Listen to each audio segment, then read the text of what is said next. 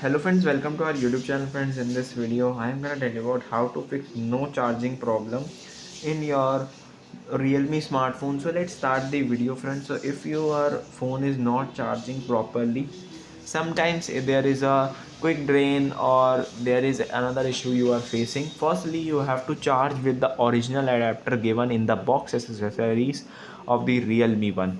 Then friends, you have to check your port if it is broken inside, or your lead is broken, or your adapter is not working. You have to charge your another phone also with same adapter and charger if it is working or not. Let's if it you have to check it first.